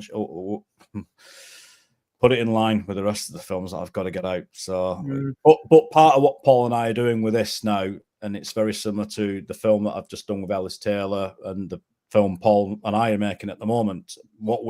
Between the both, what we're trying to do is we're trying to structure our time better, aren't we? Because you're so busy, and you're busy out on the cliffs. You're busy with your family. Today I've had over the last few days, I've got a little bit of content for myself and Les for the Truth Proof live stream. I've got a content for what we're doing, and it's balancing it all. You've got a full-time job, and let's face it, everybody in chat, most people in chat, unless you're retired, you've got to put food on the table, so you can't be at this all the time. So I've had a full day of it today, and which I've enjoyed doing, to be honest with you. And you notice I've altered the background because I want to separate through from Yeah. last transmission. So it will look different again when we do last transmission. I know that's not where we were going with this, but Paul, just wondering if you have ever been checked for implants following your experiences. Thank you. No, and I haven't. No. I got the holes in my back as I wrote and talked about in the past. I've had them in my arms. You don't realize at the time, most of the wounds came 1993, between 93 and 90, finished in 98. And when it first started happening, you didn't realize. It might sound crazy. Even though I'd had all those things happen in childhood, age of 14, then you've got a 14 to 15 year gap where nothing happens, and I'm just working for a living. I've got 4 young girls and my wife, and you've not switched off from it. It's always there. But even then, it was something I never talked about to Mary. So when this started happening again, I can remember going for a meal. I can remember going for a Chinese. The great group of us, and we went for a Chinese meal in Bridlington, and there must have been 15 people. And I sat there, and I remember rolling my sleeves up, and my arms were peppered in these little holes that didn't leave scars. And I knew something had happened during the night, and I almost wanted somebody to ask me, and nobody said a word, but they wouldn't do. They were about the size of match heads, and it weren't bed bugs. I've looked into everything. And when you see strange lights in your room, and you've seen this in childhood, and then you've seen sort of glimpses of these beings, you know it's there, you know it's happening. And I can remember doing this, and I can remember sat there, not just going, oh, look at my arms, but it just came up. I think somebody said, what's that on your arms? And I said, here, they're on this arm as well, and they're here. And you're almost begging people to ask the question, but you just so, I don't know, you're so reserved and closed down in what you want. You want to share it, but you daren't share it. Now I've got to a stage where I don't mean I shout about it. If I go out now, if I went out tonight in a bar, unless somebody knew me, you wouldn't even be talking about any of this. And I guess you guys in chat, and thanks for staying with us. We really appreciate it. 115 people. Myself, Chris, and Lorraine for doing moderating. Thanks so much, guys, because we value your support. But I bet you think the same. I bet it's not the topic of conversation when you go out with your everyday friends, should we say, because we've all got friends outside of this subject. I don't know. Yeah, I mean, you're totally right, mate. I think sometimes I'll go out and I'll try and steer a conversation into it because it's what I like talking about. Yeah, but you can read. It's like read the room, Chris. Some people, it's just not people's bag, and I understand that. And but while I've remembered, Paul, we've had some donations in, which is absolutely fantastic. Thank you. And we're very appreciative. Karen Behrman, Nuki Brown, Ken Wilkinson, Lee Roscoe as ever, and Rick Bennett. Thanks so much for the donations. We will definitely do something with that. I mean, I'm surprised that just this StreamYard's 44 quid a month now. Did you know that? Well, we pay for it, myself and Les, but I didn't know. Obviously, I'm going to have to hold my hand up and pay for last transmission, which is only right. But I didn't know that. I'd no idea. It's one of them things, and I that's thought it was a one-off payment. Oh, is that? Well, like I say, I think it just goes to show how popular podcasts have become. Yeah. So when people donate, it's absolutely brilliant because it just helps us pay little things like that. And look, guys, we'd be doing it. We're not bothered about donations. We'd be doing it anyway. So absolutely. I mean, I'll be on them cliff tops. I'll be trying to search for answers, and there's no great profit. I've heard people in like snide comments on social media and things. I think they think I make a fortune from books. Do you know what I mean? I seriously don't. But I don't want to get political about it. But but no, it's great, and I really do. Or we really do appreciate that. I was going to say something else, and it's left me. Yeah, Ken Wilkinson. Ken gave me. He said it's more of an experience or strange experience than a story. I won't go into it tonight, Ken, but if you'll give me permission or you want to talk about it, please come on, because Ken visited the area actually, when I was really ill, I've spent time with Ken on cliff tops quite a few times, and I'd have loved to have spent some time with him. And he came with his wife, and something really strange happened. And it's as far away from cryptids and UFOs as you could imagine, but it's definitely strange, and it involves an apport. And I'd like Ken to tell us about it at some point if he wanted to, but if not, and you give him permission, I will do. You give me a detailed report of what happened about 2 weeks ago. So fascinating, Ken. It really was. Yeah, Ken's great. Actually, he's been a big supporter of what you and I and what we've been up to for years. So yeah, it's brilliant. And so have a lot of you guys in there that have always supportive of what we're doing. Even with my waffling as well. So it's amazing that we've still got 100 odd people still in here.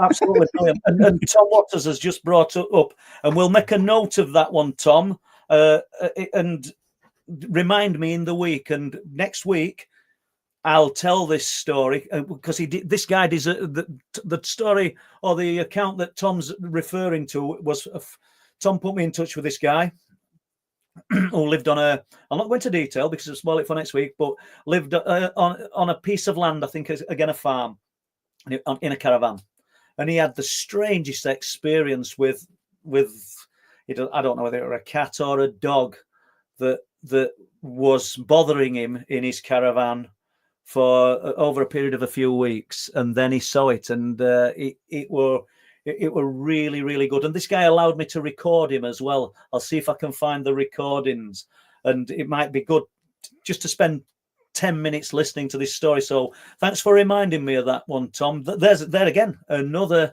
incredible report that just shouldn't be left in a pile of paperwork with Paul. They need reviving. They need telling.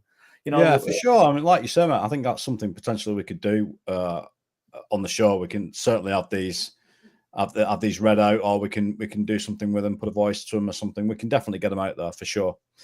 Yeah, and there we've got another one, Paranormal Coffee Lounge, and this guy's been on cliff tops with us. So had his own experience, which you wouldn't, in grand scheme of things, it's not a cryptid, it's not a UFO, but he's looking over the cliffs, 300 foot down. And I know that Terry would tell us this if he were here in person. And he said, I've just seen a flash of light. Just the sheer cliffs. There's nothing below. You cannot walk below these cliffs. And he's just seen a flash of light. And we didn't think, oh, what a load of BS, because we see the flashes of light and things. So that were interesting. But any more on the oil rigs and cruise ships? The guy who gave me the cruise ship, which was called the Contessa, the musician on the cruise ship, I think in the Caribbean, I saw him yesterday, and he's off on holiday. He's always off on holiday somewhere, bless him. He's single and just does his own thing.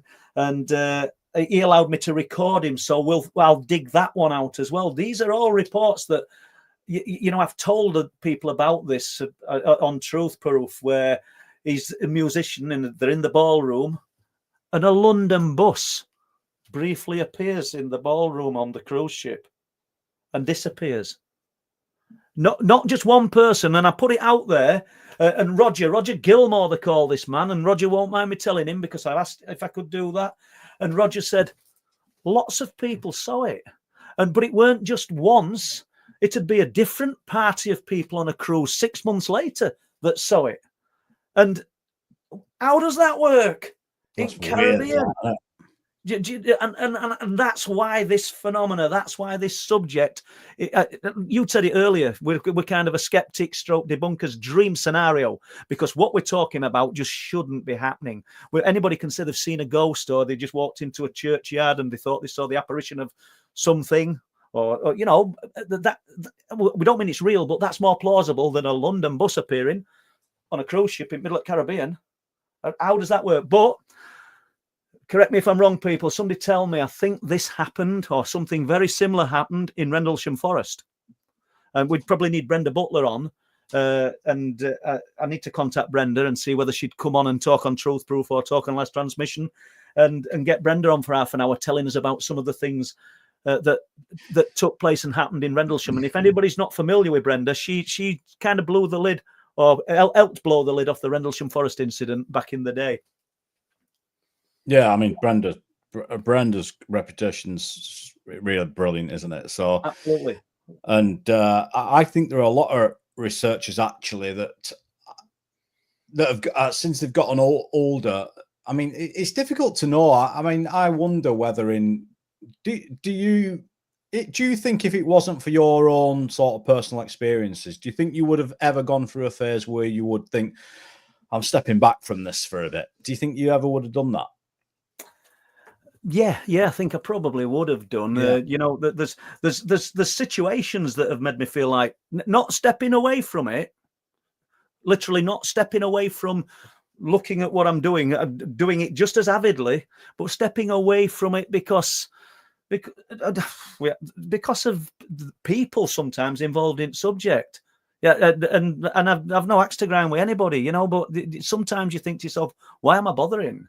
But this and tonight and the truth proof live streams that I do with Les make it all the worthwhile, and the amazing people that you meet as well. But but like with anything, I suppose it could be football, it could be any.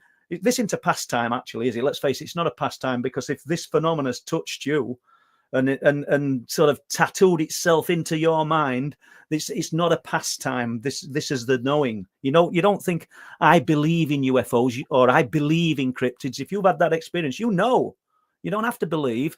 So I don't think I'd ever step away from it. But there's been times when I've thought, I don't need this social media. Do you know what I mean? I don't need this.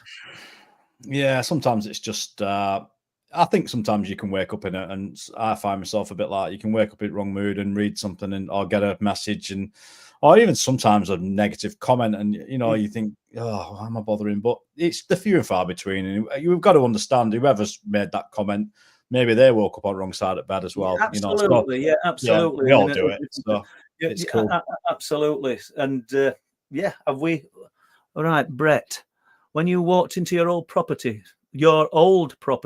did you feel any energy? Now then, Brett, I went to the property where all these things happened in childhood and knocked on the door, and I daren't tell them what had happened, but obviously that they didn't know me. I just said I used to live there, and I were born there, and I were brought up, up until the age of 14. And I were hoping they were going to say, oh, do you want to have a look round? That's just kind of thing. But in this day and age, that don't happen, does it? And they just said, "Oh, did you?" Do you know what I mean? And had a little conversation, and bye-bye. No, they weren't rude or anything, but that's their right. You've got a stranger coming. But yeah, I did ask the question, so I didn't. No, I didn't get to do that. It would be nice to know if they'd experienced anything in there, though. Eh? I'll be honest with you, and money would be the issue, because I wouldn't be able to afford it. Even though it was just a council house in a lovely little village where we lived, and they'd be expensive now. If I'd got the money and that property came up for sale, I'd buy it. I would have buy it. Because even though the things that happened in childhood were terrifying, I want to face it again. I'd be brave. I just think as an adult, maybe you'd still become that little boy, that frightened little boy, but I just want to know. Do you know what I mean? Do you ever think? I know we've talked about it many times. Do you think you'll ever get regressed?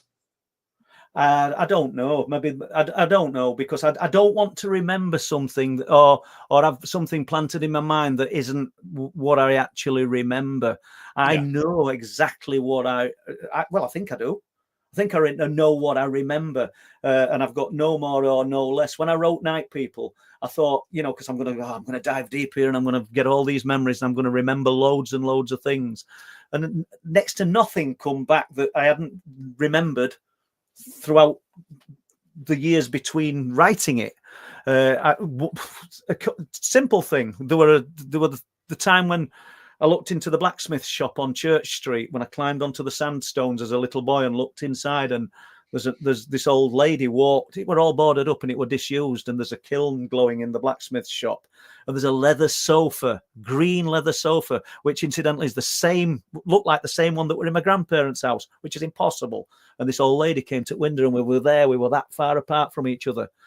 So I remembered that, and the only thing that I remembered extra was I were on Church Street, and it were full of sycamore trees, and I remember kicking leaves everywhere, so I knew it were autumn, but I'd not remembered that bit. until I started writing Night People. So it's hardly an addition to True Paranormal Experience. When we moved here and I woke up with all the holes in my arms, I remembered the beautiful mahogany staircase. It had over like 300 wooden spindles in it and sort of weaved round over 3 floors. And I'm laid on this mattress, and eldest daughter Sarah's at side of me because me and her had come up to do some work on it. And I remember looking at the spindles on they were white. And we'd not moved into this property then. I were making it habitable for me and the family. And I thought, I haven't painted them white, the mahogany. I'm watching them, and they got whiter and whiter until they looked like fluorescent tubes. And then it would just bosh. It would, next thing I know, it's daylight.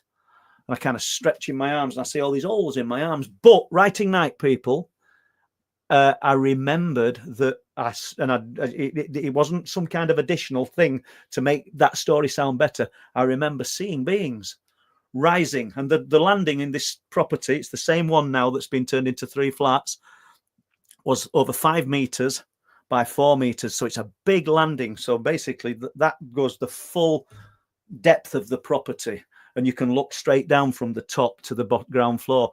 And I saw beings, and they were rising. They were behind the spindles, and I didn't remember that until I started writing Night People. And it looked like something biblical, although I'm not religious. They were shimmering. But after that, everything just exploded in white light. But I'd not remembered that until I wrote Night People. But they are the only 2 things that kind of came back to me: kicking leaves on Church Street before that experience with the blacksmith shop, and that sort of rising. Well, they call them the shining ones, don't they? That were quite incredible, and it were almost golden and rich and luster. It were, but I wish I could remember more. Lady over at Road, I'd love to get her on here, maybe sat at side of me, for her to tell you guys what she's seen and experienced looking across from her window on the landings of our property, literally in the last few months. We've not seen it. We've not experienced it. And she's seen what she's described as the shadows of people just moving backwards and forwards as though they're going up and down stairs, but along the straight landing. And she's seen them several times. Next door to her, the guy now passed away, Peter. He's the guy that the night that I got the holes in my back came over that morning and said, they thought there was an electrical fault in your house because there was white to blue flashes of light in the rooms in the house that night. And he came across, and his wife's still there, Pat, and she came across. I mean, me and Pat, we rarely talk, not because we're not friends or anything. We rarely talk, but she were only talking about it a few months ago. So and I'm sure these people had let me record them saying it. I don't know whether it adds any validity to letting you guys listen to it, but it's just fascinating. I think it's very rare, mate. To be fair, it's very rare that you get a witness. So all right, she's not seen exactly what happened to you, but she's witnessed something strange, and it's not like you can say it's not strange because it is strange. Well, so well, one of the times she said she was laid in bed, she'd got COVID. So she's got the just thin curtains, net curtains, and she's in bed looking across at our property and sees the middle landing. And there's nobody there. It's a huge landing. You've got 3 flats. She said, and I just couldn't work it out. She said, there's 2 people and they're doing it for hours and they're just walking and they look like they're going downstairs and then coming up. And what's strange is it's separate. There's 2 windows and one goes into the middle flat. There's a wall up now, it's all separated. And she said it went, I could see it passing one window and going to the others, which is it's just impossible. I mean, these are vague, aren't they? We're not talking about a UFO sighting. We're not talking about Rendlesham Forest. We're talking about strange experiences. Bob Brown is in top flat. He sees and experiences things. It's odd. And I mean, we haven't had, it's nearly quarter to 9. We've not touched on what people would call attachments. What do you think to attachments, the hitchhiker effect? Well, I think it's one of them. The attachment things is a show. All these things are shows in themselves. The attachment things is something I came across a lot in the reptilian stuff when I was doing that research. The reptilian hosting sort of thing. These, people being hosted by these reptilians. Even, and this is a really interesting part of the research. James Bartlett talks a lot about this. Is a lot of the serial killer research and the behaviors of these serial killers, and they talk about in their childhood that they'd have experiences with entities or voices or scaly things in the closets. I mean, it's bizarre, really, some of this stuff. And of course, who's ever going to believe that from someone that's clearly a psychopath anyway? So anything he says is just, no one's going to buy any of that, are they? So it's just fascinating, really.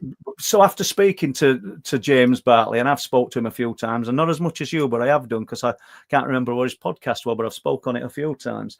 But after speaking to James, what did you come away with? Did you think to yourself that somehow these experiences that some of these individuals had who'd gone on to do terrible crimes, well, the entity or whatever they'd seen in childhood or within the teen years was somehow steering them and influencing them? I think it's multifaceted, because I think, like anything, whatever these beings are, whether the ETs from another dimension, whether the reptilian, whatever they are, right? I think because of the state of someone, and it might be what it ended up being is if your sort of being, your state, your resonance is low frequency. So if you were sort of severely traumatized, or if you were a depressive, or if you were taking substances that you shouldn't be doing that do something to your resonance field, you are open to being attached to by these negative entities. And that's not sort of specific to anyone. Anything negative can attach itself, according to the research, can attach itself to something of the same frequency. So something low frequency can attach to something low frequency, if you know what I mean. You're making it a little bit easier for them. But the bigger picture is this. Do you remember? You'll remember Invasion of the Body Snatchers. Yeah. Donald Sutherland, right? Is that I mean, and I always remember that one as a kid. I used to watch that. I think it's a 50s thing. They were under the sand, and it used to suck them under the sand. Do you remember that one? But I can't remember what it's called. In the chat, if you know what that is, it would go to creep me out, that as a kid. It's a 50s flying saucer movie. Anyway, essentially, what they're doing is they're saying that the takeover will not be broadcast, so to speak. The takeover started thousands of years ago by these hybrid bloodlines. So the hybrid bloodlines, of which there are many, some of those hybrid bloodlines are susceptible to being hosted or even inhabited. And how many times have we heard researchers talk about, even researchers from the White House and in the Pentagon have talked about their walk among us? Well, this is how it's done. That's how they do it. And sometimes they're even making and cloning these bodies with specific blueprint resonance, they call it, DNA, that these beings can inhabit. Right. Not all, and sometimes it's not permanent. It can be just for a period of time. And sounds a bit like Avatar, doesn't it? But yeah, fascinating theory. Absolutely. And Invaders from Mars. Yeah, that one. Just before we because we're sort of getting towards back end of this, in chat, if you want to mention or email or let's send a message about what you'd like to talk about in any future episodes of Last Transmission, any more streams. I mean, we're all ears, and I don't want to speak for Chris, but what do you think, Chris, too? I know on Truth Proof Odd Times we've had some great people from chat join us for 20 minutes, half an hour to share an experience. Absolutely, yeah. And you don't have to go on camera if that's what you would like, because it might be a bit of therapy for yourselves as well, and it's definitely going to be interesting for our listeners. Absolutely. And yeah, I think you're right. I think it's a good idea. In fact, I've got a couple of emails that I've only just stumbled upon. I was going through my spam today looking for the StreamYard for the links and stuff like all Yeah, yeah. for all my folders, and I came across a couple of emails I've been sent off our first show that we did. Right. They wanted to speak to us about their encounters, so I only just found that just this afternoon. So I'll reply to them. So I totally agree, and also, whilst you just put your topics in there and put guests in there, because I've also had people messaging me privately suggesting guests. Someone messaged me today about Pleiades, and I'll tell you, I don't know, we're doing some admin stuff late at the back end of work today, and I had a podcast on, and I was listening to Joe Hickey Hall. Yeah, I didn't. Quite honestly, that name was just in my head as before you'd said it. Really? Yeah, well, I was just listening to she's the researcher into the fair, because she's, I don't know, her own experience, and now she runs that podcast, doesn't she? Yeah. And she's just had a really good guest on. In fact, she was talking to Josh, Joshua Cutchin. Yeah. You've had him, and he's very good.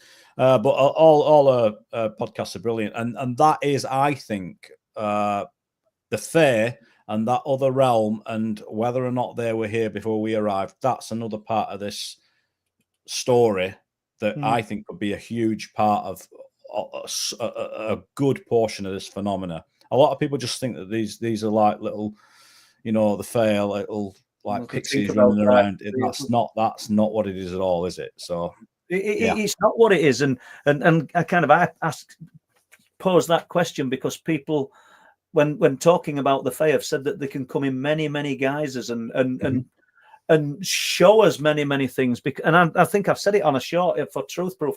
What if it is the fae? What if everything we're dealing with is the fae, an actual earthbound intelligence that's able to present us many things? And I'm not throwing it out of the window as in regards what I saw or what you guys have seen in chat, because I could be way off the mark here. But what Chris has just said is let's not discount things such as the fae, or what people would perceive or talk about as fairies. Just because you've seen a film like Peter Pan, these things are nothing like that.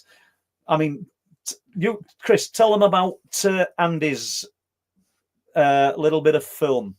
Yeah, I mean, if you've not seen, by the way, the film Paul and I made a few years ago called Bringing Down the Light, if you haven't seen that fairy footage out of that film, you must.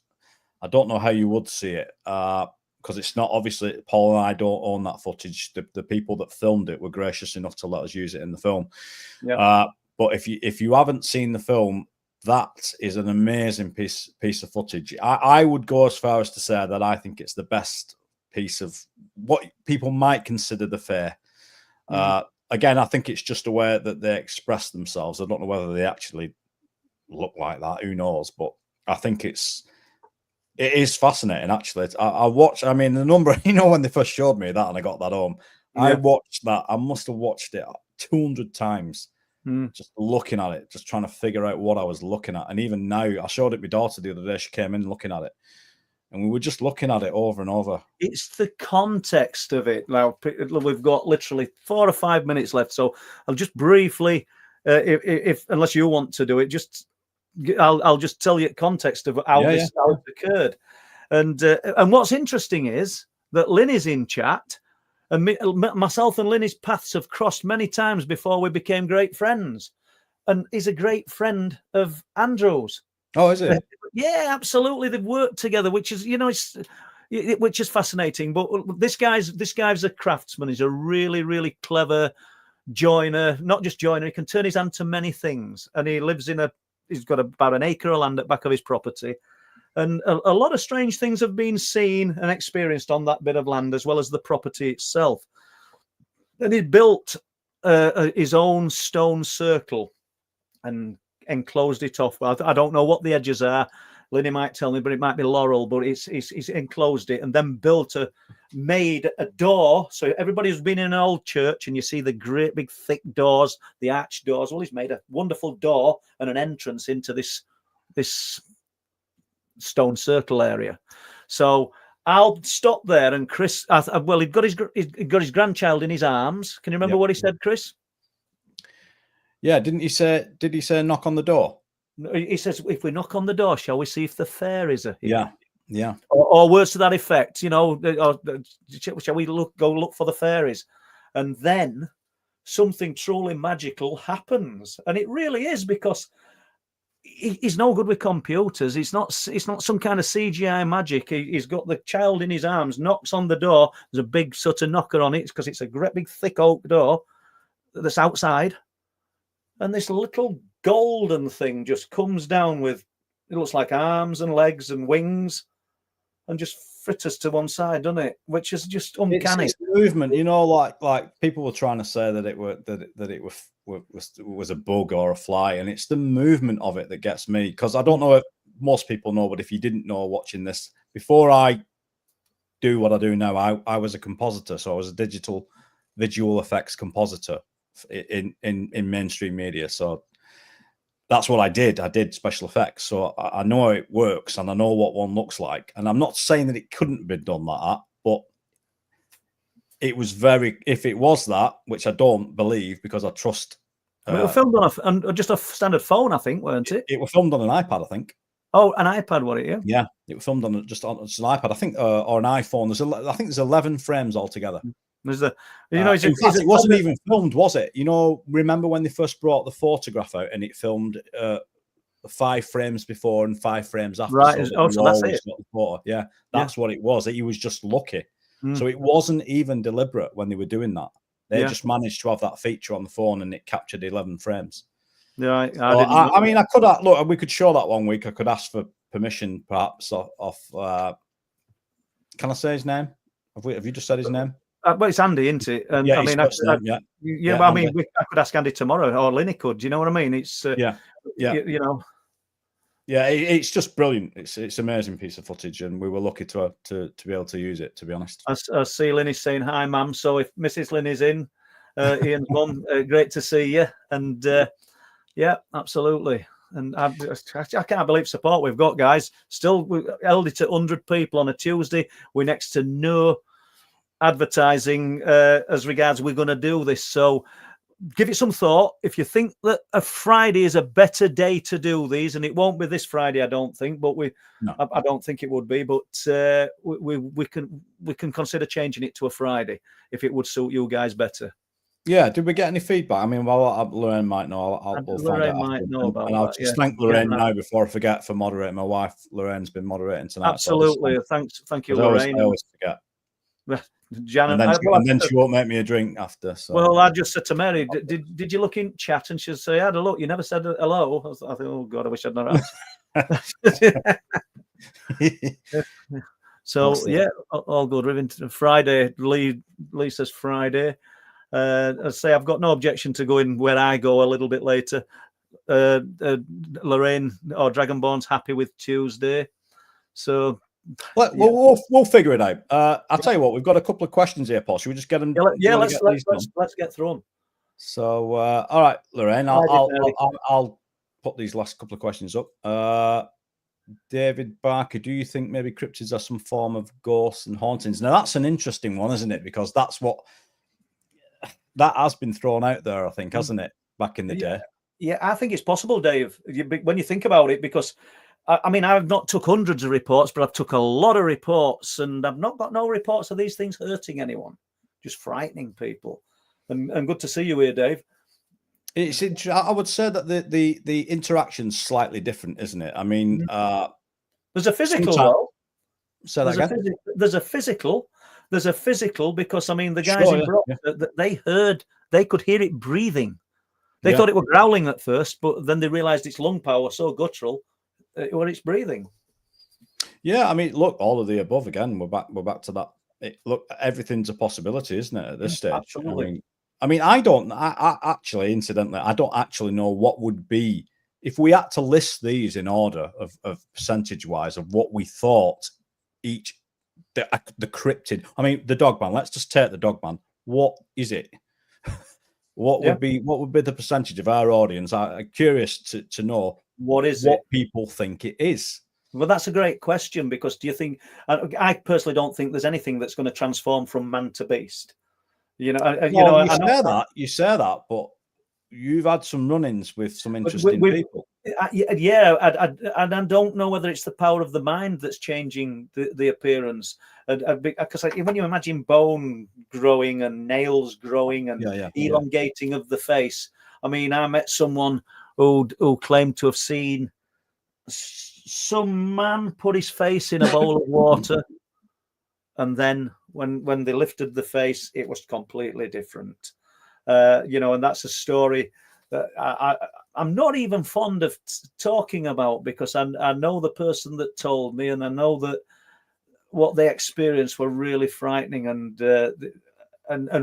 real to them, and I don't really like reviving. There's a lot more to it, by the way.